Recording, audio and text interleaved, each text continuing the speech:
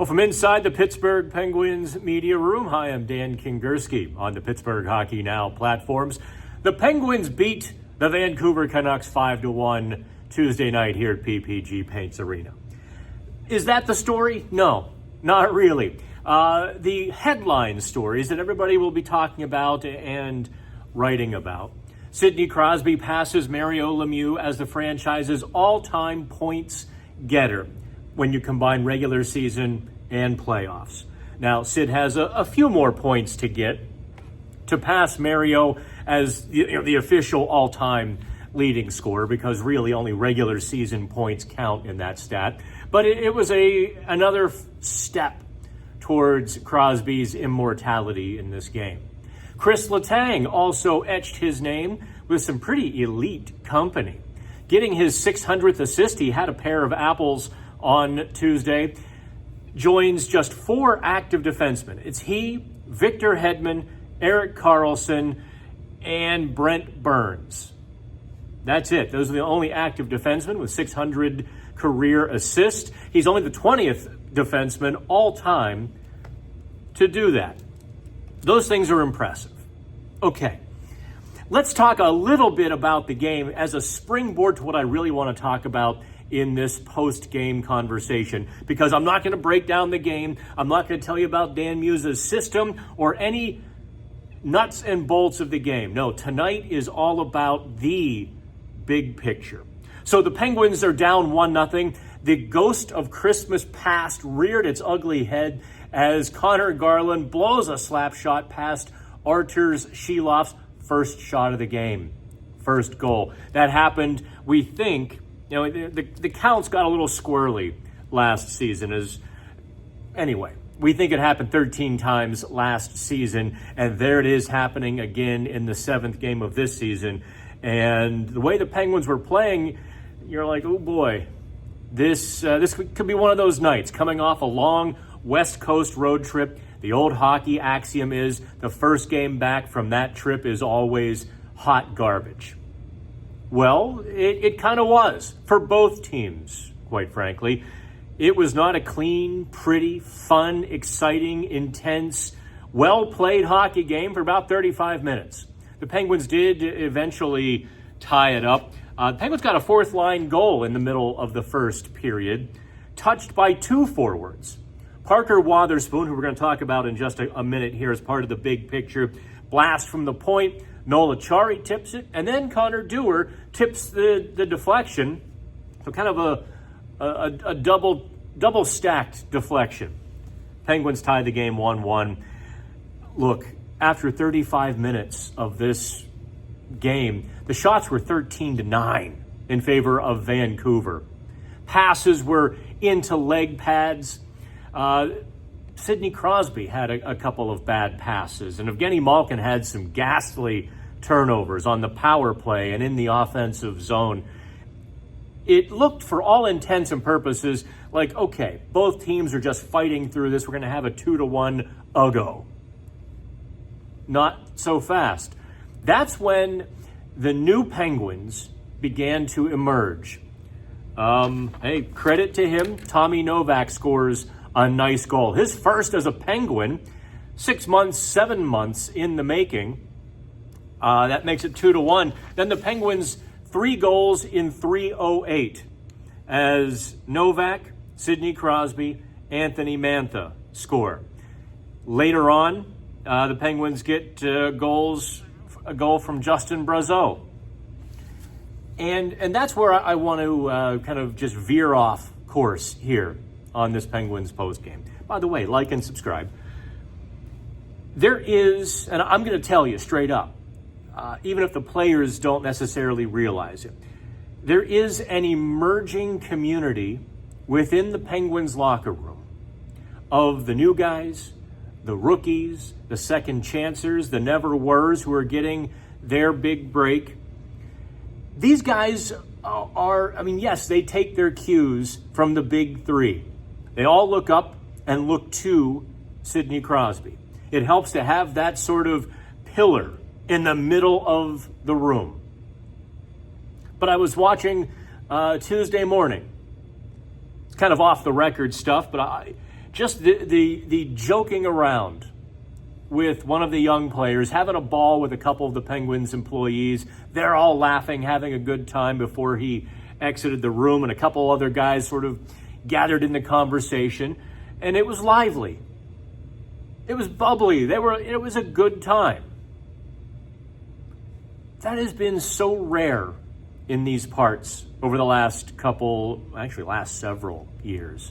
I'm not even going to say the last couple. It's been beyond that. There's been a heaviness, a frustration, a fight.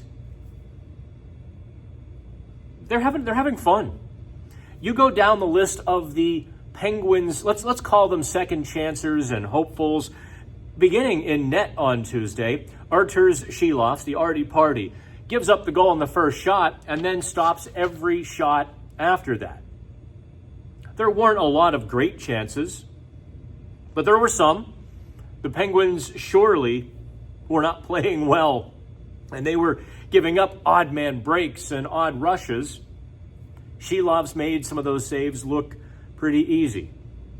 And then you look at a couple of these older veterans, older newbies.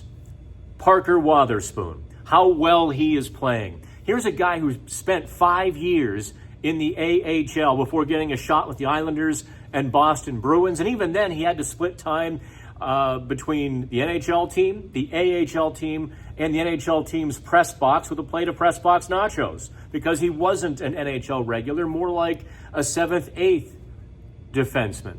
Here he is getting his big shot, and he's playing beside Erik Karlsson, which is a tightrope act in and unto itself, and he's performing quite admirably.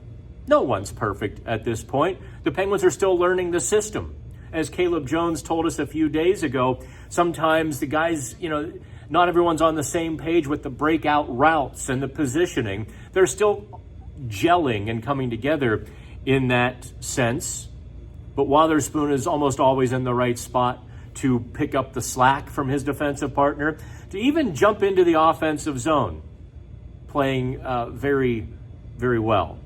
Caleb Jones, who I just mentioned, he and Harrison Brunick are a little bit of a wild ride. Brunick is still fighting. He and I have talked about it a couple of times now over the last week. His term that he's using when we talk is the pro game. And that is moving the puck quickly, knowing where to go with it, not skating into a plethora of defenders and getting yourself trapped.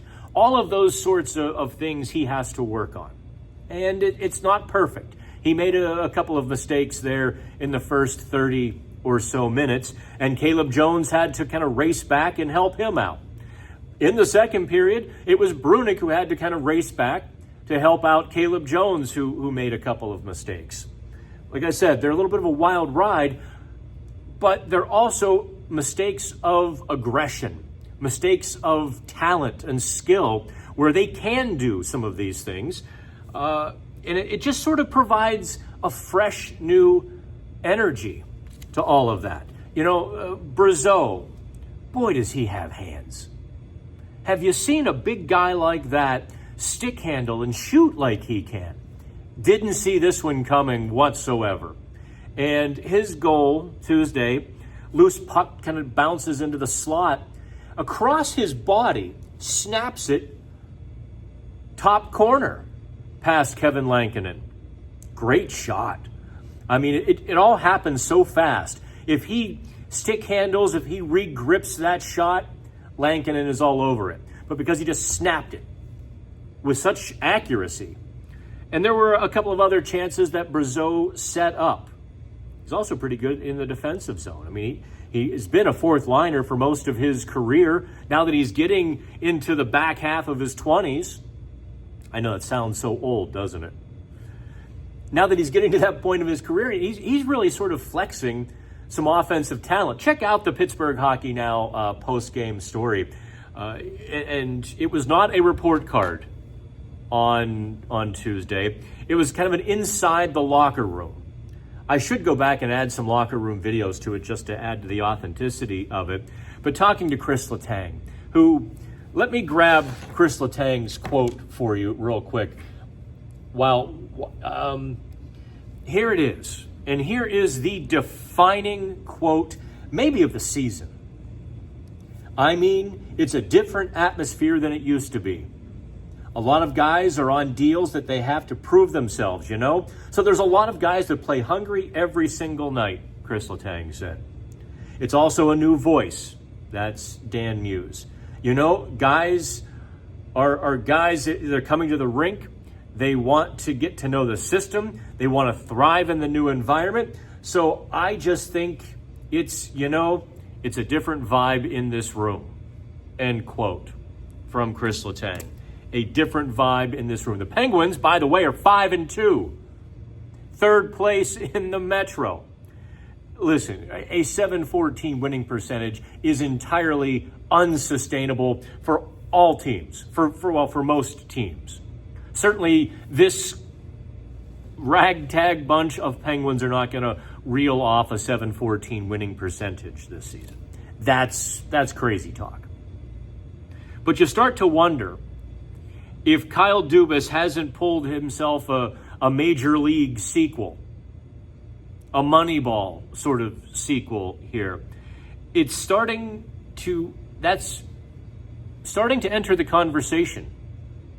Because as Justin Brazeau said to me, now I can't say I pulled him, but a little bigger than I am. But I kind of got Justin Brazeau after the rest of the media were done with him. I said, listen, I have just one question. And I kind of asked him about Letang's quote. The new guys on show me contracts, on show me deals. He obviously is one of those. Are they forming a community, an identity within the Penguins locker room? And here's what he said. I think there's a lot of guys trying to prove what they are in this league and trying to find their way. I think there's a lot of people in here that, they know they can be more than what they have been labeled to start their careers. So I think anytime you have that, and we have a good mixture with obviously three guys in here, that's Crosby, Malkin, and Letang, that have done so much in their career, and the guys who are just starting, so I think it's kind of a cool mixture. That's Justin Brazeau, and that I think is the takeaway from Tuesday. You have the three guys, the figureheads at the top. And then you have a bunch of guys on 1 and 2 year contracts, 1 or 2 years left on their contracts, who are getting sunlight for the first time. I mean, do you think Justin Brazeau last January thought he'd be playing with a guy like Evgeny Malkin? Do you think Parker Wotherspoon thought he'd be playing with Erik Karlsson? Artie Sheloff thought he'd be a starting goalie to start this season? He was dealing with, Sheloffs especially. You look at Brazeau, who gets traded to Minnesota, has 2 points in 20 games, 19 rather, just gets kind of summarily dismissed, scrap heaped. Wotherspoon, more or less scrap heaped from the Boston Bruins. Sheloffs gets a 10-game tryout last season. The Canucks thought they were going to carry 3 goalies, and Sheloffs kind of forced their hand to only carry 2, neither of which were him. So he had to fight his way back. And there isn't scrap. There isn't scrap. There is a scrappiness to all of this. I don't know. I kind of enjoy it. I kind of enjoy talking to these guys, watching their progression, watching their fight. There's going to be, a handful or more of these guys who taper off. And by January, we're saying, what happened to October? That happens. Maybe there's a couple new guys who emerge. A Ville Koivunen, a Rutger McGroarty, Tristan Brose, Owen Pickering. These guys have yet to make their mark this season. So it's an interesting time with the Penguins. It's a cool mixture.